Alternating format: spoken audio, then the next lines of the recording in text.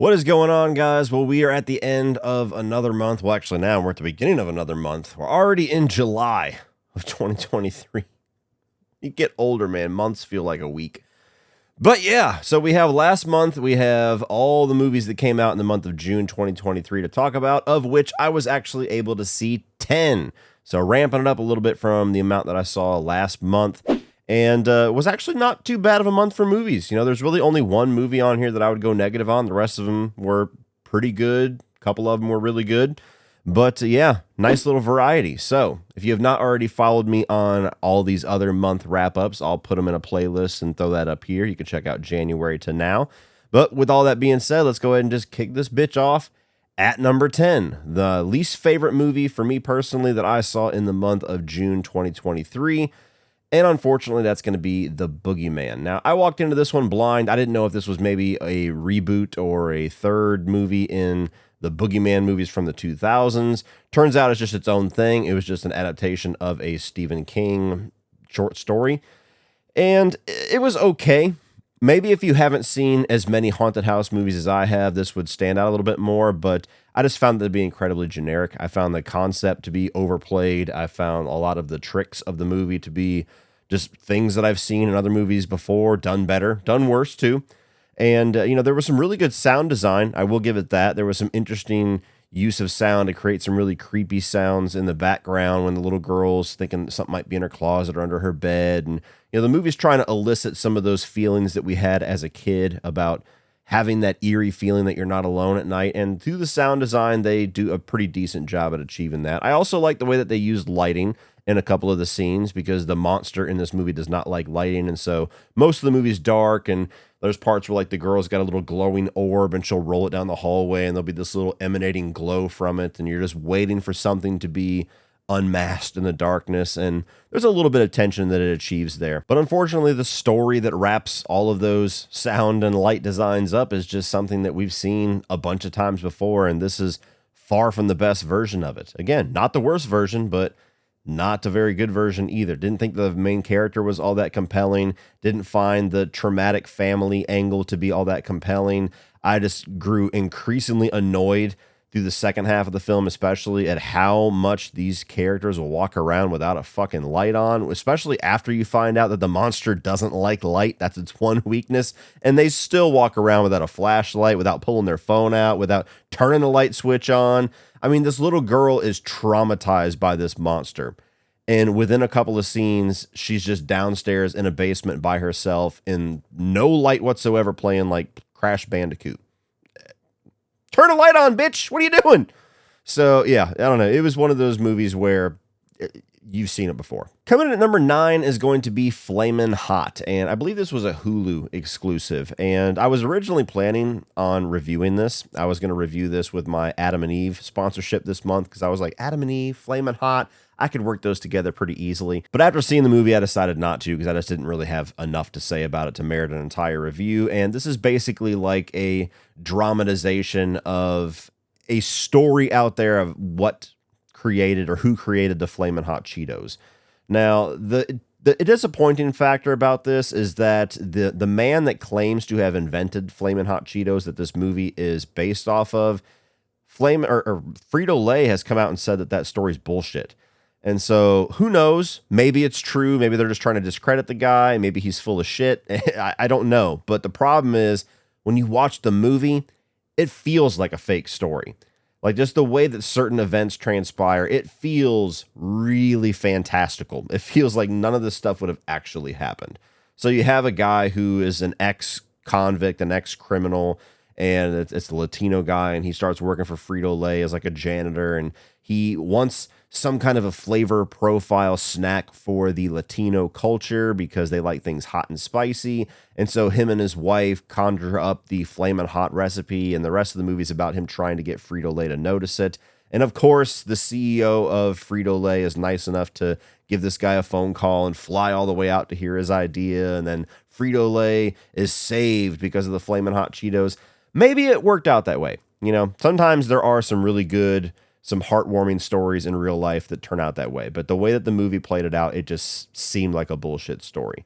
And that's what kind of killed it for me. Other than that, it's just kind of a lukewarm experience. You know, the family dynamic and the heartwarming side of it makes it watchable, but there's not really anything stand out about it, even if it's a fake or true story. So decent enough movie. If you love Flamin' Hot Cheetos or Flamin' Hot snacks the way that I do, it was an interesting little tale to go on, but it certainly did not convince me that this guy's story was true. Coming in at number 8 was one of the bigger disappointments this month for me, and that's The Blackening. Now, I had not heard of this movie until I was at MegaCon, and we were already live talking about some of our most anticipated movies of the summer. And 3C, Chris Parker, taps on my shoulder, and he's like, I didn't know that we had to pick a lesser known movie. Like, help me out. And so me and him kind of had a little sidebar while Sean and the other guys were talking.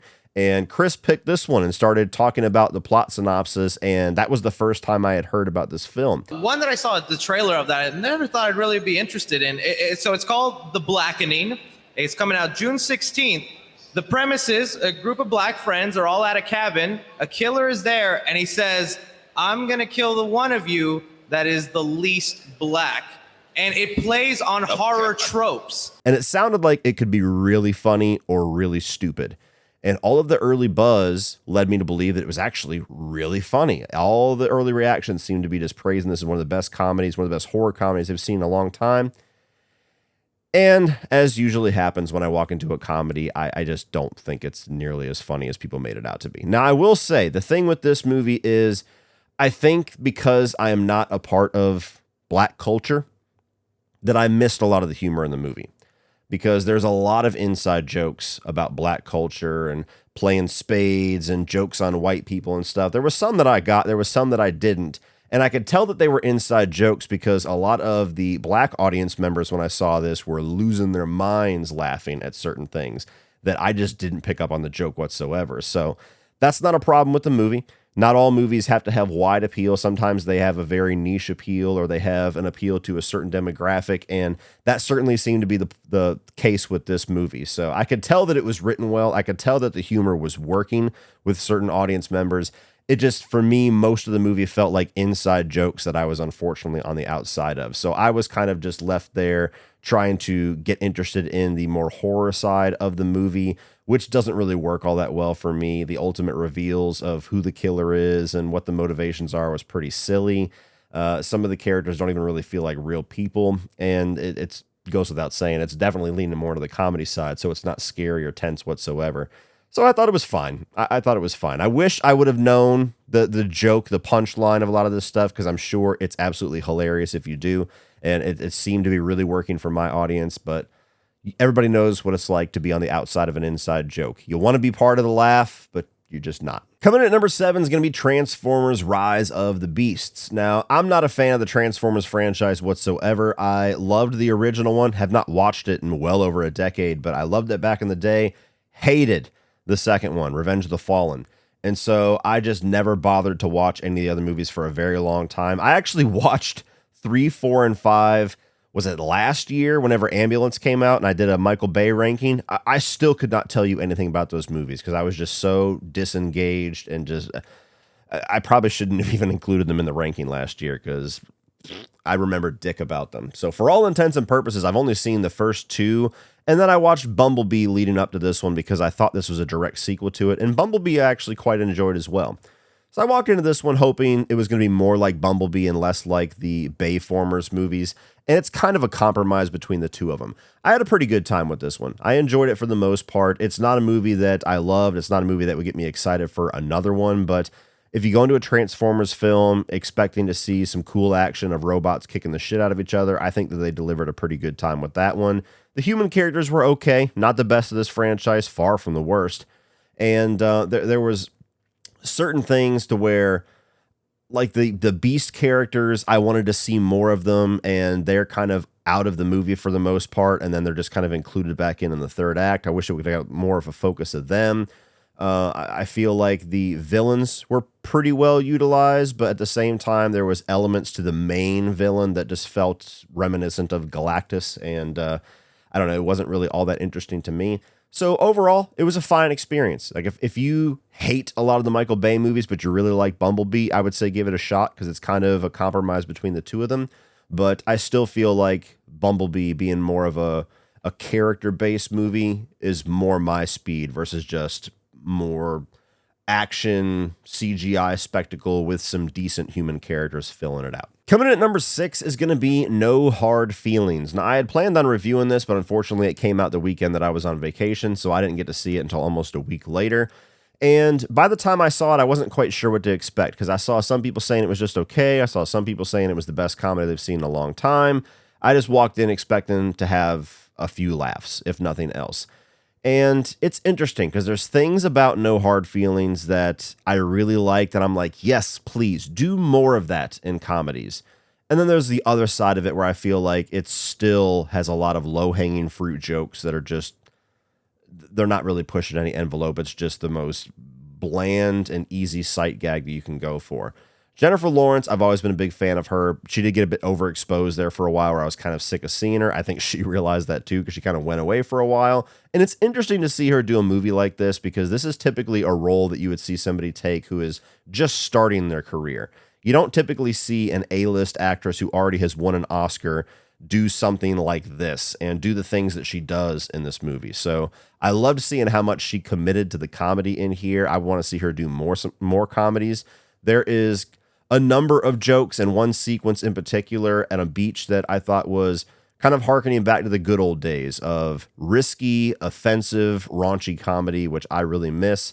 But like I said, there's a lot of other jokes that just kind of felt like, did the same guy write that? Because that's just really cheap and easy.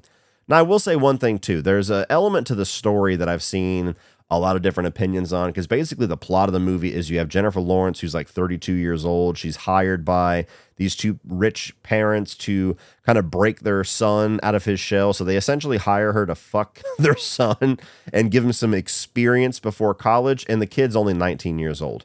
Now, that's legal. So it's also Jennifer Lawrence. He's fine. That situation, he's fine. But aside from that, I saw a few people where they got really like sickened by that plot. And they're like, this is offensive. Is this really something we're supposed to be laughing at? Yes. Yes. That's what comedy is supposed to do. It's supposed to push buttons. It's supposed to go over the lines. It's supposed to do things that you would never do in real life. You might think about doing it, but you would never actually doing it. But now you see it. That's why it's funny. Comedy is supposed to offend you. Comedy is supposed to challenge you. I want more of that. Is it fucked up? Yes. And it's supposed to be. Give me more fucked up. Coming in at number 5 is going to be Indiana Jones and the Dial of Destiny. And, you know, I like this movie, but it still saddens me that it's only halfway up this list because, man, I really wish I could have walked out of this film saying, they ended it on a great one. They ended it on another classic. And I never walked in with that expectation, so I didn't like have just my sights set too high for this one.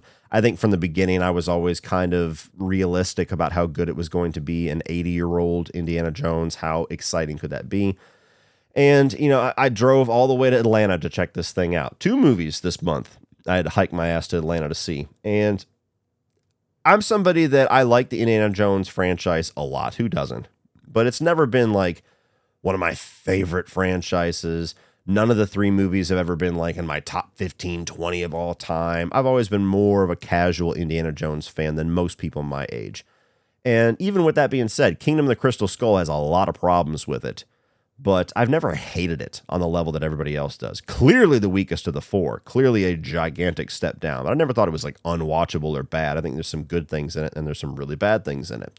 And this movie's nestled right in the middle to where it doesn't have anything near as offensive as some of the things that go bad in Kingdom of the Crystal Skull, and it doesn't have anything near as exciting or on the highs of the original trilogy. It's interesting to see Indiana Jones or Harrison Ford back in Indiana Jones' role, and I think he does a really good performance with it. You can feel some sentimentality there with him kind of saying goodbye to the character, which is really nice for fans.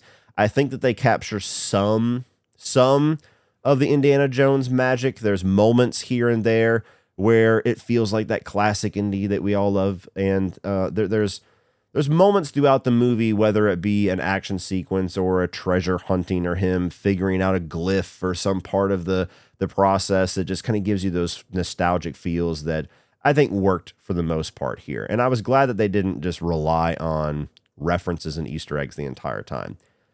But because it's modern movie making and you have a lot of CGI and just the action sequences and the set pieces and everything else, it just doesn't feel as real as the other movies. And that's what a lot of the magic of that original trilogy is, that everything felt real. The sets felt real. The crypts felt real. The action felt real. The explosions, the punches, it all felt real. And here it just doesn't. It just feels like typical Hollywood blockbuster stuff, which is fine, which is great sometimes, but just when you're doing that approach to Indiana Jones, it can only be so exciting when we have the other movies to compare it to. So I was fine with this one. I liked it. I'm sure as I rewatch it over the years, I'll still continue to like it, and it'll still be nestled safely there in the middle. But yeah, just nowhere near as classic as those original three. Coming in at number 4, the big surprise for me this month, and that is Elemental. I didn't even have plans to see this, but I had a free day where it was just me and my youngest daughter, and I wanted to be able to take her to the movies, and this was really all that was playing, and I just didn't think she would like The Flash. And I didn't want to see Across the Spiderverse a second time, and I didn't want to sit in a theater for 2.5 hours with her because she is extremely, extremely short attention span when it comes to movies. So I went safe, and we saw Elemental, and we both really enjoyed it. And I say we both, and look, if you know how hard it is to get my youngest daughter to sit and actually engage with a movie in the movie theaters, that gives you a lot of praise right there. The fact that she was really enjoying this one, didn't want to leave when it was over, and immediately wanted me to go to McDonald's afterwards so she can get the Elemental toy. This was a really nice, charming, funny, sweet little animated movie that to me felt the most like classic Pixar than a lot of the movies that I've seen from them over the past few years. I wasn't really sold on the trailers or the concept, and the trailers I don't think markets the heart of the movie very well. And it's very much a romantic comedy in the Pixar form, where you have like the 4 different elements of air and water and fire and earth. And so you have a fire character and a water character, and they're not supposed to be around each other because fire can extinguish water and blah, blah, blah. And so it's a movie that it tells a really sweet, relatable story of like 2 people that shouldn't, by most standards, be together, that just work. And it also has some commentary on there on an immigrant family, which is kind of what the Fire family are, and also tying in like race relations and stuff. And it's not nearly as heavy-handed as a lot of those subjects can be in movies nowadays. It's woven in really subtly, but it's done in a way to where kids, and this is where most of the best Pixar movies achieve this, where kids can just watch the surface level romantic comedy story, but adults, there's a little bit more to chew on, a little bit more to discuss there. And I thought it did all of that really well. We laughed a number of times. The animation was great. I really thought it was a sweet story that I was engaged with. And aside from a couple of recurring jokes, like with the water guy crying all the time, and a couple of plot points that I never felt was completely solved regarding this wave of water that they're trying to stop periodically throughout the film, a couple little nicks against it. But for the most part, I was shocked. Legitimately shocked when I walked out how much I really enjoyed this one. Coming in at number 3 is going to be Spider-Man Across the Spiderverse. Now, when I finally see Beyond the Spiderverse, this one is probably going to go up quite a bit for me, but I don't know. I feel like one of the few people that saw this, and while I agree with all of the massive praise that this thing has gotten, I really am holding on to the fact that this is not a complete film. And that's really keeping me from being overly praiseworthy of it, because it just hinges so much on the fact that they still have to complete the story and land the plane. And I don't like putting all my chips on the table before I know what the end result is going to be. So amazing animation. Some of the most impressive animation I've ever seen in my life. Really good follow-up story to Into the Spider-Verse. I love Miles Morales as a character and all the side characters that return here, as well as some of the new characters. I think that they did a really good job at having the multiverse concept without retreading some of the movies that we have been seeing over the past couple of years and just doing the same thing, but in animation. They did some pretty clever things in there that I enjoyed and all Spider-Man fans will enjoy. There's some really serious stakes to this movie, and there's a lot of really serious, dire, mature things that Miles has to deal with here. A lot of repercussions that are very serious for that character and for the characters that surround him. And so again, you feel like the stakes are much higher here, and you feel like his character has to grow up very quickly. but you don't get the resolution to anything here. Like, there's an argument to be made that there's a completed character arc for Gwen in this movie, and I can kind of entertain that to a degree, but that was never like the focus of the story for me. Like, the movie opens up with the beginning of a character arc for her. We spend the rest of the movie with Miles and all those events, and then a certain amount of her story arc that was implemented in the opening of the movie, the opening segment, is resolved. And so I could see somebody arguing that, but you're still left with most of the storyline and most of the issues and most of the character threads completely wide open for the events of Beyond the Spiderverse. And now, with all the controversy going on with the animators and the things coming out about how they were overworked with this one and they have no idea how they're going to finish Beyond the Spider-Verse, I think there's not a snowball's chance in hell that we're actually going to see that movie next year. So I was initially really relieved. I only had to wait like 8 or 9 months to get the completed story. Now I think it could easily be a year in 8 or 9 months. So yeah, I really enjoyed this one. I look forward to checking it out, but I really don't like this trend we're having a little bit, where the part 1 trend, where we only get half of a story and then you just have to sit and wait for the next year for the conclusion to everything that you just spent 2.5 hours setting up. Coming in at number 2 is going to be The Flash. This was the other film that I was lucky enough to go to a press screening for and had to drive 4 hours to Atlanta and almost 4 hours home for. And I enjoyed this one a good bit more than Indiana Jones. And if you had told me that months ago that I would enjoy The Flash significantly more than Indiana Jones, I would have told you you're nuts, because everything about The Flash just made me feel reservation and just like, oh, I've seen all that before and I don't care about any of this. And Indiana Jones had all this potential. This is where everything fell. So The Flash, I just thought was a really fun movie. I just had a really good time with it. I didn't walk in with too much expectations. I didn't walk in jaded about anything. I just wanted to experience a fun story, and I think I did. You really have some good characters here at play with Barry Allen and the Michael Keaton Batman and Superman, or Superwoman, Supergirl. Fuck that up twice. Supergirl. And I think that all three of them worked well together on screen. And I like the way that the movie is kind of structured into 3 acts for those 3 characters, where Barry and the time travel stuff is act 1, then the search for Batman is chapter 2, and then the search for Superman and the uncovering of Supergirl and the events of Man of Steel in act 3. So I think the movie is actually pretty exciting and has a really interesting story and an interesting little path that it takes to tell its story. I'm also a sucker for time travel stuff. And they also did a really good job at finally making a DC movie where it feels like a universe. It feels like all these characters make sense commingling with each other to a certain degree. Still a little bit of an issue when you have Zack Snyder characters and Zack Snyder movies here with such a lighthearted tone, because I just don't think anything about Man of Steel or Batman v Superman was lighthearted whatsoever. Or even Zack Snyder's Justice League, aside from a few sequences, is pretty dark. So there's always a little bit of difficulty there, but I think they did the best job here than they've done so far, right before everything's about to be rebooted. The only issues that I have with the film is that I feel like the CGI especially was just absolute garbage, absolutely unacceptable for a movie of this budget. And I don't know what the hell caused it. There's a multitude of guesses that you can make out here, but regardless, that CGI looked atrocious for a movie that cost between $200 and $300 million. Ezra Miller, there's always going to be an issue for a lot of people, and I understand it completely, watching this movie and just not being able to separate art from artist, and everybody has their own ability to do that. And I didn't have much built-in nostalgia for Keaton, so I liked seeing him. I love Michael Keaton as an actor, but that section of the movie didn't have as much punch for me as it did a lot of those hardcore Keaton Batman era fans.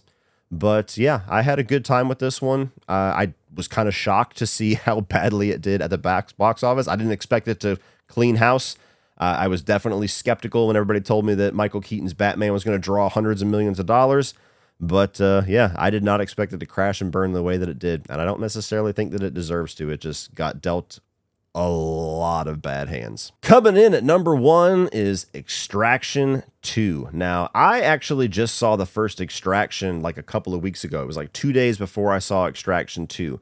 And it was just one of those things where, even though a lot of people told me it was awesome, and people that I trust, especially with action, told me it was awesome, because it was a streaming service movie, I just never really felt that much of a rush to go and check it out. You know, Quentin Tarantino got a lot of shit here recently where he was talking about streaming service movies and how it's almost like they don't even exist. Like they just don't penetrate into the zeitgeist. Nobody really talks about them beyond the first couple of days that they're out, and everybody shit on him for it. And I'm sitting here like, he's right. But beyond all of that, I liked Extraction quite a bit. And so I popped in Extraction 2, and I thought Extraction 2 was even better in quite a few ways. I thought the action was gritty and it felt real. Per my discussion of Indiana Jones Dial of Destiny, the action felt real, and I miss movies where that shit feels real and doesn't feel like I'm watching a computer do all the work. So I love the fact that you have a stunt guy, somebody that's very well versed in stunt work, doing the directing here and formulating these action sequences. And they have a 21-minute fabricated one shot that goes from like Prison Break to Prison Riot to train escape to Gatling gun versus a helicopter. I mean, it was just mesmerizing to watch. Like, I know there's cuts hidden here, but holy fuck, this looks seamless. This is awesome. And I really like the character of Tyler Rake, and I like Chris Hemsworth in that role. To me, this is the best thing that any Avengers actors has done outside of the Avengers is Chris Hemsworth in Extraction. And I think he has a solid career at doing roles like these because he really pulls it off. He's got the look, he's got the charisma, and he's got the physicality for it. And I just like what that character kind of stands for. Just old school action hero. Not a ton of development, just enough. And you get a little bit more of it in this movie, but I kind of like the more simplistic approach when it comes to gritty, bloody action films. And I think that the actual story here, the actual extraction that they're trying to do, is a little bit more of an interesting one than the first movie. The only thing that I would say that really got on my nerves is that you essentially had this situation to where a woman and her two kids are being extracted to get out of this gang life that her husband has tried to keep her in and try to integrate their kids into. And the older kid is confused and torn because he loves his dad and respects his dad, and yet at the same time his mother's doing everything that's good for him and his dad's actually a piece of shit. And so I understand why he was conflicted, but so many times throughout the movie this kid completely fucks them over and fucks up their plans to the point where I'm just like, dude, I want to slap the shit out of that kid. Like, just all these moments all the way through to the last 10 minutes of the movie. And even though he's seen undisputable evidence that his dad's a piece of shit, his uncle's a piece of shit, and his mom's trying to save him, he still is like, I don't know what to do. It's like, okay, fuck you. Go to live with the gang then, buddy.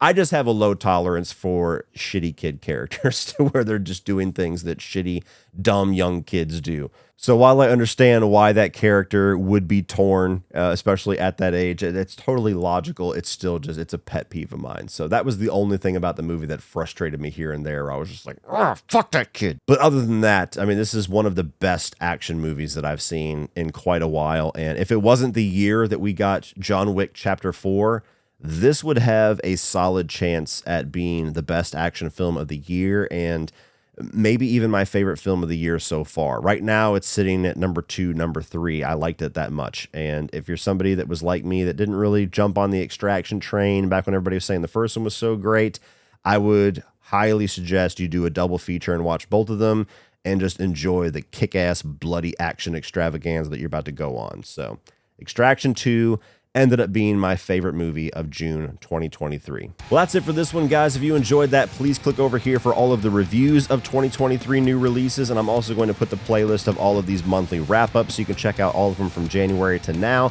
Please like, share, and hit that subscribe button so that you don't miss the rest of my indie review series and that ranking coming in just a day or so. And as always, guys, please remember, opinions are like assholes, but that doesn't mean you have to be.